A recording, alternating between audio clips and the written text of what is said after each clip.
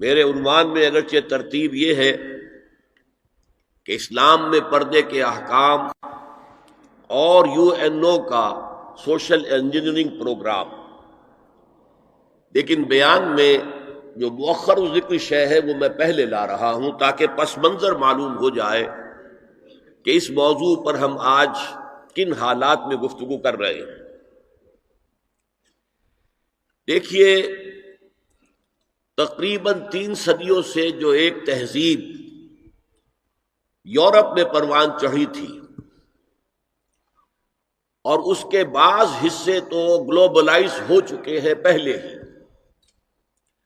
لیکن ایک آخری حصہ وہ ہے کہ جس کو اب گلوبلائز کرنے کے لیے بہت ہی منظم اور کنسرٹڈ ایفرٹس ہو رہی ہیں۔ اصل میں فکر انسانی کو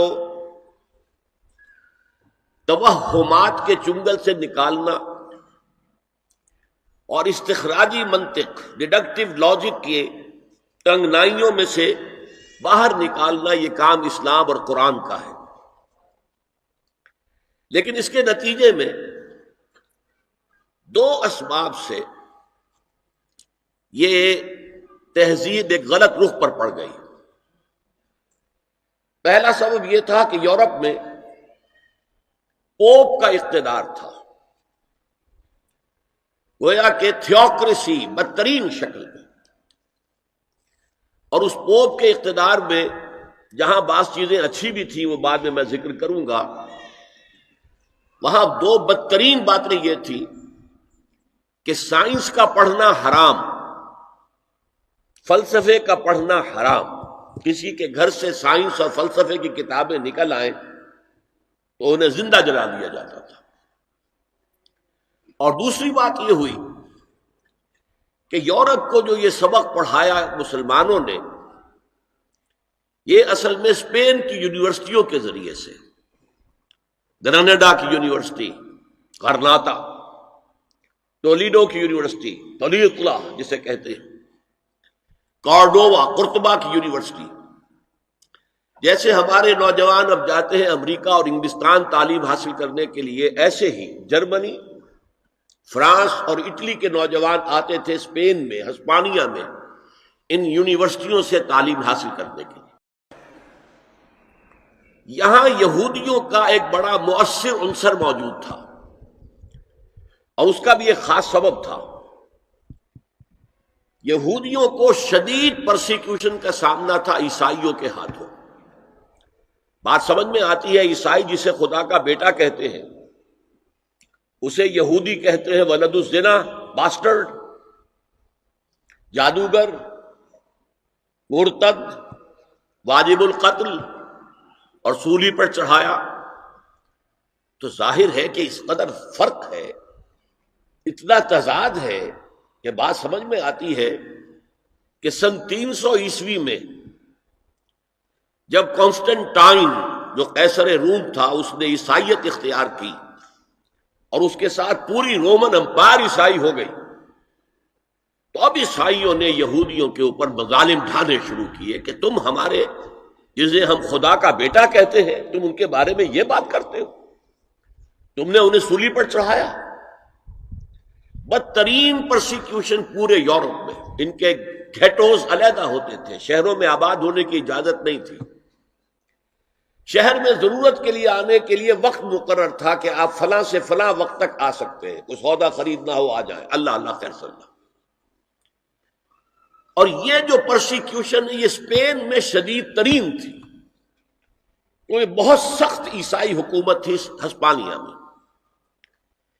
انہوں نے ایک بہت ہوشیار حکمت عملی اختیار کی کہ جب طارق ابن زیاد ہسپانیہ پر حملہ آور ہوئے تو انہوں نے ان کی مدد کی، انہیں راستے بتائے۔ ظاہر بات ہے کہ ان کے لیے یہ ساری انجانی دنیا تھی، انہیں راستے بتائے، ان کی مدد کی۔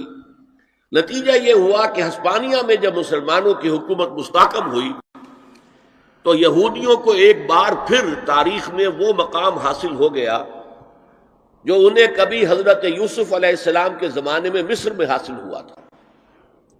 مصر میں وہ پیرزادے بن گئے تھے، اس لیے کہ مصر کا بادشاہ حضرت یوسف کا عقیدت مند ہو گیا تھا۔ یہی حال یہاں ہوا۔ چنانچہ یہ بات لکھی ہے بن گوریون نے، جو پہلا وزیر اعظم تھا اسرائیل کا، that the golden era of our diaspora was Muslim Spain۔ یہ مسلم ہسپانیہ جو ہے یہ ہمارے دور انتشار کا عہد زریں ہے۔ یہ دور انتشار ان کا شروع ہوا تھا سن 70 عیسوی میں، جب ٹائٹس رومی نے یروشلم میں ایک دن میں 1,33,000 یہودیوں کو قتل کیا تھا۔ انہوں نے جو ہیکل سلیمانی دوسری مرتبہ بنایا تھا، جسے سیکنڈ ٹیمپل کہتے تھے، اسے منہدم کیا، ختم کیا، اور انہیں فلسطین سے باہر نکال دیا۔ اب جہاں سینگ سمائے چلے جاؤ، یہاں تمہارے رہنے کا کوئی امکان نہیں۔ تو یورپ میں چلے گئے، ایشیا میں آ گئے، افریقہ میں چلے گئے۔ اس کو وہ کہتے ہیں ڈایاسپورا، ہمارا دور انتشار۔ تو اس دور انتشار کا عہد زریں مسلم اسپین ہے۔ اب وہاں انہوں نے جو انہیں حیثیت، ایک وقت میں وہاں ہسپانیہ میں مسلمانوں کی حکومت میں بنو امیہ کی حکومت تھی، وزیر اعظم بھی یہودی تھا، اتنی انہیں حیثیت حاصل۔ انہوں نے جو 2 سبق اسلام پڑھا رہا تھا ان نوجوانوں کو کہ جو جرمنی سے، فرانس سے اور اٹلی سے آ رہے تھے، ایک حریت، آزادی، کوئی انسان دوسرے انسان کا محکوم نہ ہو، کوئی قوم دوسری قوم کی محکوم نہ ہو، انسان کو حق حاصل ہو حکمرانوں کو چیلنج کرنے کا، ان سے جواب طلبی کا۔ یہ سبق جو خلافت راشدہ نے دنیا کو پہلی دفعہ دیا تھا، انہوں نے اس میں مزید مرچ مسالہ لگایا کہ یہ حریت، آزادی، مادر پدر آزادی، خدا سے آزادی، شریعت سے آزادی، اخلاقی اصولوں سے آزادی۔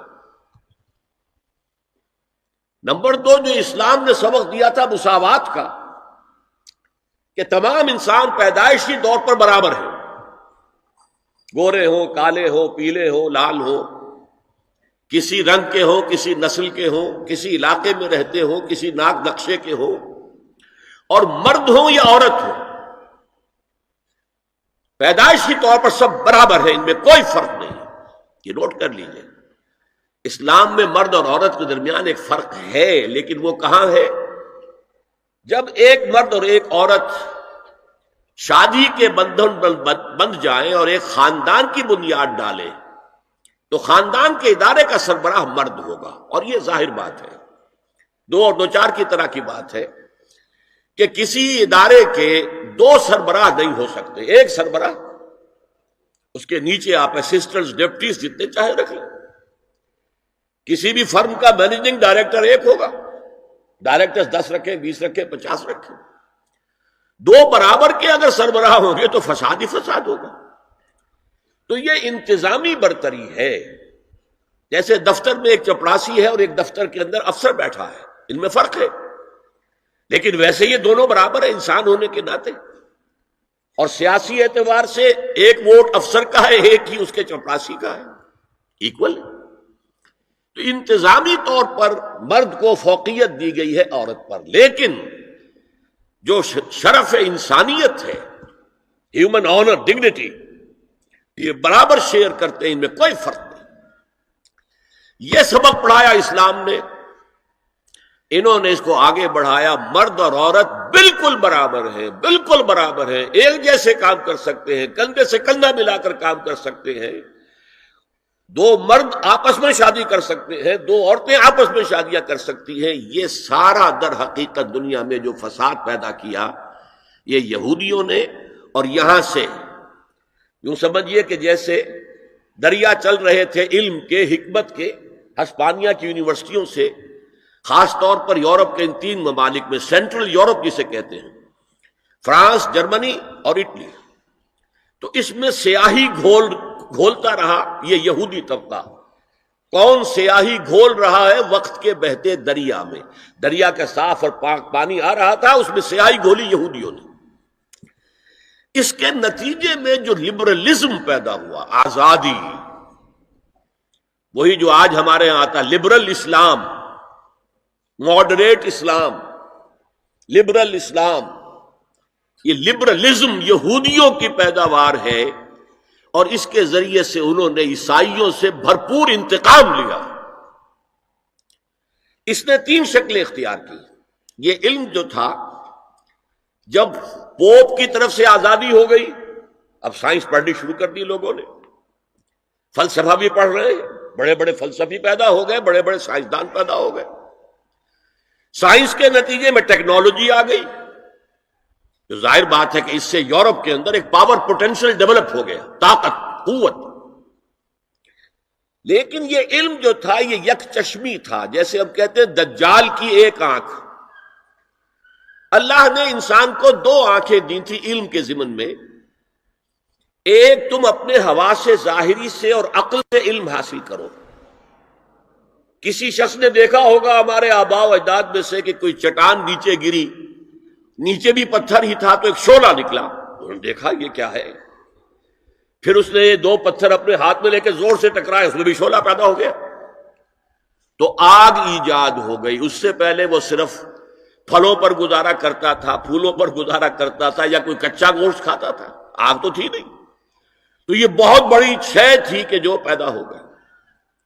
پھر آگ کے بعد کبھی کسی نے دیکھا کہ ہانڈی چڑھی ہوئی ہے چولہے پر اور وہ اس کا ڈھکنا ہل رہا ہے. کون ہلا رہا ہے؟ کوئی جن ہے، بھوت ہے، کون ہے؟ بعد میں معلوم ہوا یہ اس کے نیچے جو سٹیم پیدا ہو رہی ہے، بھاپ، اس بھاپ میں یہ طاقت ہے کہ وہ ہلا رہی ہے. لہذا سٹیم جو ہے سیکنڈ سورس آف انرجی ایجاد ہو گئی. اب وہ سٹیم انجنز بن گئے، ریلیں چلنے لگی، دوڑنے لگی. تو یہ علم ایک تھا کہ آنکھ سے دیکھو، کان سے سنو، دماغ سے اس کو پروسیس کرو. یہ کمپیوٹر یہاں ہم نے تمہیں دے رکھا ہے نا، اس کمپیوٹر کے اندر تم فیڈ کرو اپنا سینس ڈیٹا، آنکھوں کا، کانوں کا، اور چھونے کا، چکھنے کا، سونگنے کا. یہ ڈیٹا فیڈ کر دو، پھر یہ پروسیس کرے گا. اس طرح علم قدم بقدم، قدم بقدم آگے بڑھتا گیا. ایک علم یہ ہے. دوسرا علم اللہ نے کہا تھا کہ ہم تمہیں دیں گے علم ہدایت، اور وہ وحی کے ذریعے سے آئے گا. جب سورہ بقرہ کے 4 رکوع کے آخر میں ہے، حضرت آدم سے جب کہا گیا کہ اب زمین کا چارج سنبھالو، تو وہاں کے خلیفہ بنائے گئے ہو. یہ جنت میں تو ایک آزمائشی طور پر تمہیں رکھا گیا تھا، اب جاؤ. تو ساتھ ہی کہہ دیا گیا فَإِمَّا يَأْتِيَنَّكُم مِّنِّي هُدًى فَمَن تَبِعَ هُدَايَ فَلَا خَوْفٌ عَلَيْهِمْ وَلَا هُمْ يَحْزَنُونَ. جب تمہارے پاس میری طرف سے کوئی ہدایت آئے، وحی کے ذریعے سے نبیوں کے پاس ہدایت آتی رہے گی، ٹوٹل ہدایت، کیا کرو کیا نہ کرو، کدھر جاؤ کدھر نہ جاؤ. تو جو اس ہدایت کی پیروی کرے گا اس کے لیے نہ خوف ہوگا نہ حزن، اور جو ہماری آیات کو جھٹلائے گا وہ پھر جہنمی ہوں گے، آگ والے ہوں گے. تو یہ 2 آنکھیں دی تھی اللہ نے. یورپ نے ایک آنکھ بند کر لی، آسمانی ہدایت سے منہ موڑ لیا. ایک آنکھ پوری کھول دی، دیکھو، سنو، نتیجہ نکالو، کمپیوٹر سے پروسیس کرو، آگے بڑھو، فورسز آف نیچر کو کانکر کرو، ہارنس کرو، ایکسپلائٹ کرو، انہیں استعمال کرو اور آگے بڑھتے چلے جاؤ. تو اس کو میں کہہ رہا ہوں یک چشمی علم، ایک آنکھ والا کانا علم ہے یہ. اس لیے کہ دوسرا جو علم ہدایت تھا وحی کا، اس سے انہوں نے آنکھ بند کر لی. اس نے دنیا کے اندر طاقت پکڑ کر وہ جو کچھ یہودیوں نے یورپ میں داخل کیا تھا اسے گلوبلائز کر دیا. وہ کیا ہے؟ چیزیں 3 ہیں. وہ نمبر 1، سیاست، ریاست، حکومت، معاشرے سے خدا کا کوئی تعلق نہیں. ہیومن ساورنٹی، پاپولر ساورنٹی کی بنیاد پر جمہوریت ہوگی، سیکولرزم ہوگا. مذہب رہے گا بند، مسجدوں میں، مندروں میں، سینیگاگز میں، چرچز میں، جہاں چاہو جاؤ. لیکن دی پولیٹیکو سوشو اکنامک سسٹم، یہ کسی مذہب سے کوئی سروکار نہیں. ہم خود ساورن ہیں، اور ہم ساورن ہیں تو ہم جو چاہیں گے قانون بنائیں گے. یہ شے جس کا نام ہے جمہوریت بھی آپ اسے کہہ لیں، سیکولرزم بھی آپ اسے کہہ لیں، یہ گلوبلائز ہو چکا ہے پوری دنیا کا. جسے اقبال نے کہا تو سمجھتا ہے کہ آزادی کی ہے نیلم پری، یہ نیلم پری سب کی محبوبہ ہے. جمہوریت جمہوریت جمہوریت جمہوریت. ہمارے ہاں بھی بعض جو دانشور ہیں کالم نویس ان کا جو کالم ہے آخر میں آ کے وہ جمہوریت کی تان پہ ٹوٹ رہا ہے. بس یہ ہے اصل شے. ایک تو یہ ہے خدا سے بغاوت کہ خدا صاحب آپ نہ ہماری پارلیمنٹ میں تشریف لائیے، نہ ہماری کورٹ میں آئیے، نہ ہمارے بازار میں آئیے، نہ ہمارے بینک میں آئیے، اور گھریلو نظام میں بھی نہ آئیے. بس آپ رکھے رہے مسجد میں، ہم آ کر ڈنڈوت کر لیں گے، رکوع سجود کر لیں گے، یا فلاں بت رکھا رہے مسجد میں، یہاں آئیں گے اسے سجدہ کر لیں گے.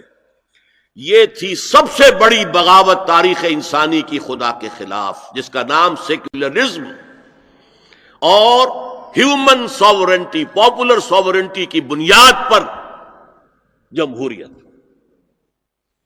دوسری بات کیا تھی؟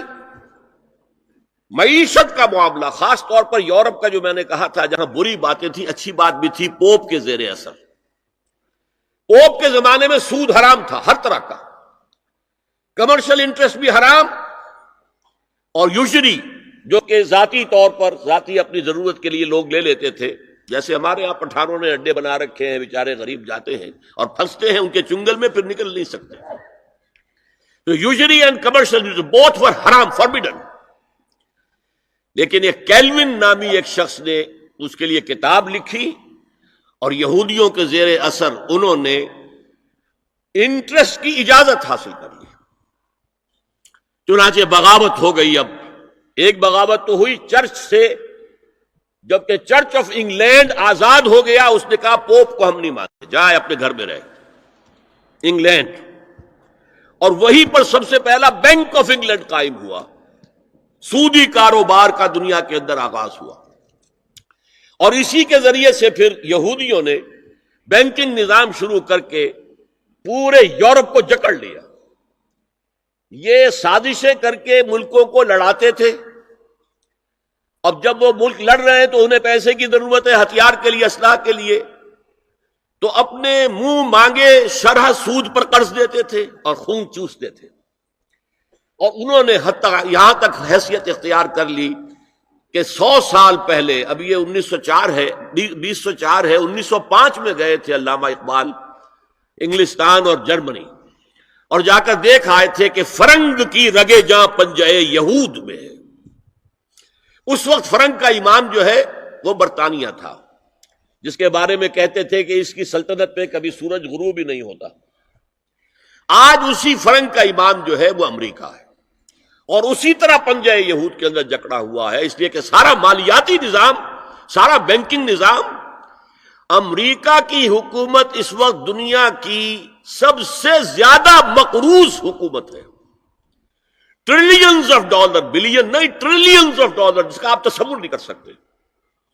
ٹریلینز آف ڈالرز کی یہ مقروض ہے حکومت، کن کی؟ یہودی بینکاروں کی. اور ظاہر بات ہے کہ ان کے ہاتھ میں پھر ان کی نکیل ہے، جدھر چاہتے پھیر دیتے ہیں.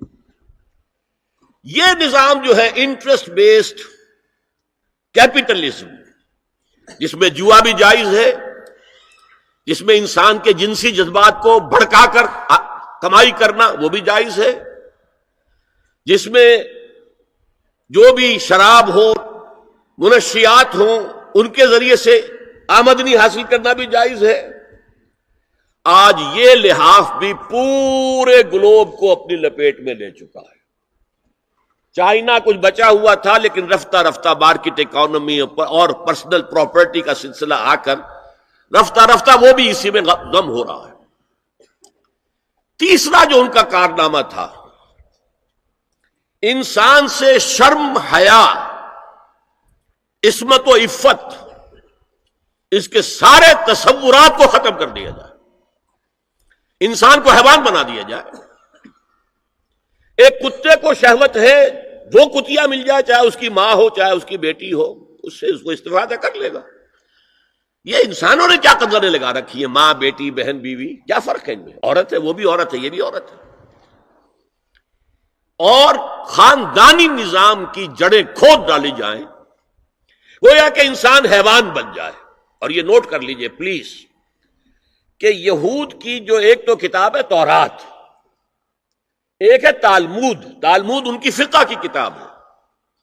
تالمود کی تعلیم یہ ہے کہ یہ باقی جتنے انسان ہیں، اصل انسان تو صرف ہم یہودی ہیں، یہ باقی جتنے انسان ہیں گوئمز، اور ان کے لیے دوسرا لفظ ہے جینٹائلز، یہ اصل میں انسان نما حیوان ہیں، انسان نما حیوان، اور جبکہ انسان کا حق ہے حیوان کو استعمال کرنا، ایکسپلائٹ کرنا۔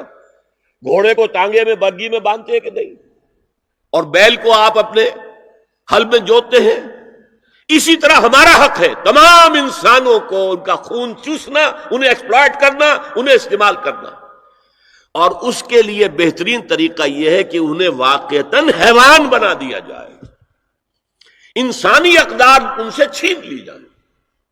حیوان بنیں گے تو پھر کام کریں گے ہماری مرضی کے مطابق، اور جو کام وہ کریں گے اس کا جو بھی پروڈکشن ہوگا ہم سود کے ذریعے سے اس کی ملائی اور مکھن کھینچتے چلے جائیں گے، اور باقی چھاچ ان کو بھی دے دیں گے، آخر انہیں بھی رہنا ہے، زندہ رہیں گے تبھی تو کوئی کام اگلے دن کریں گے۔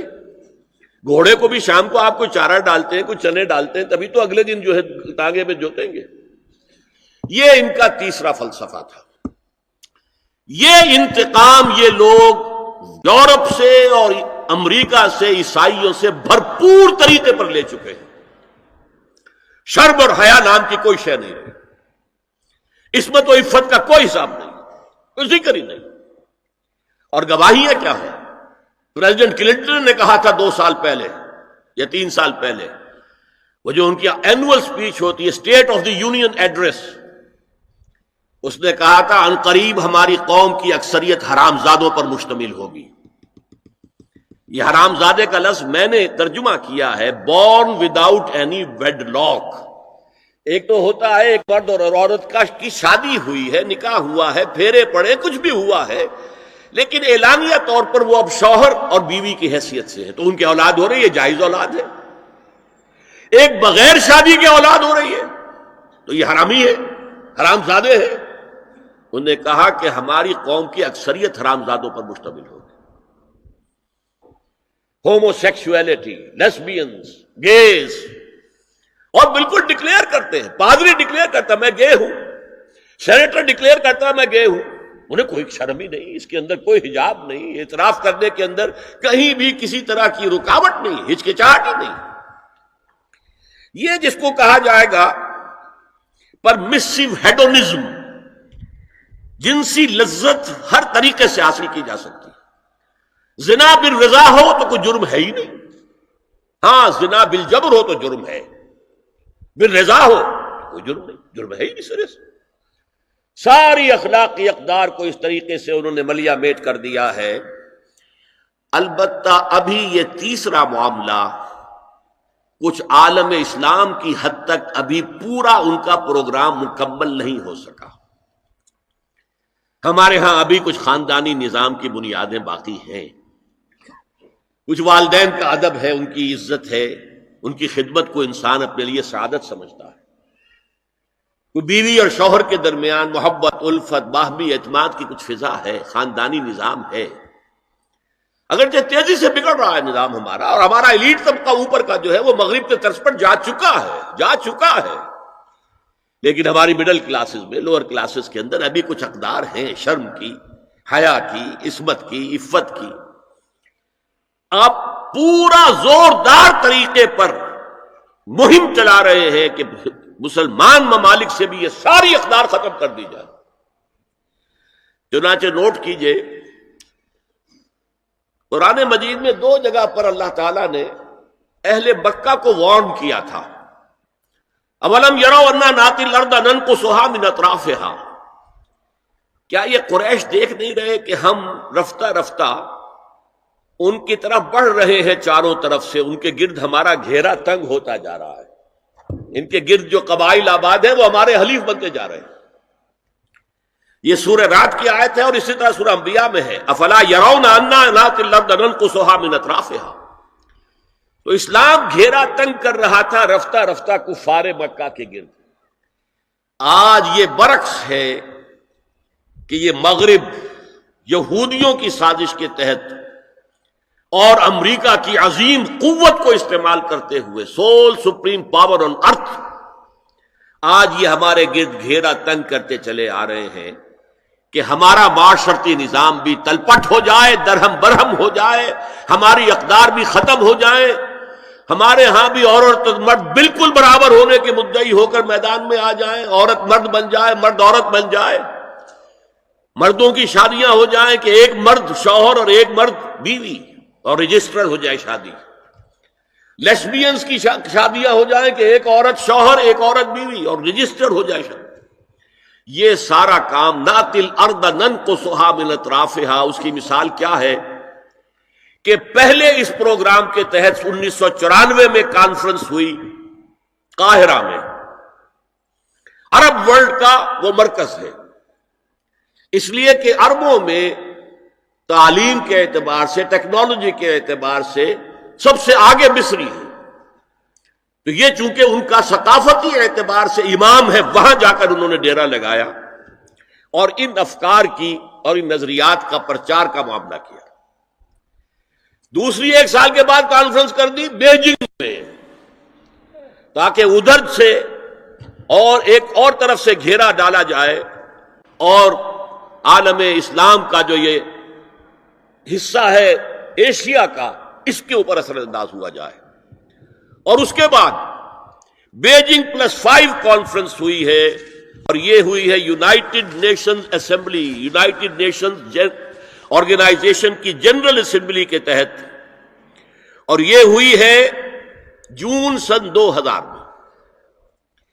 اب اس میں جو بھی ایک پرچہ تیار کیا گیا تھا ایجنڈے کے طور پر، اس میں جو سفارشات تھی وہ میں آپ کو بتا رہا ہوں۔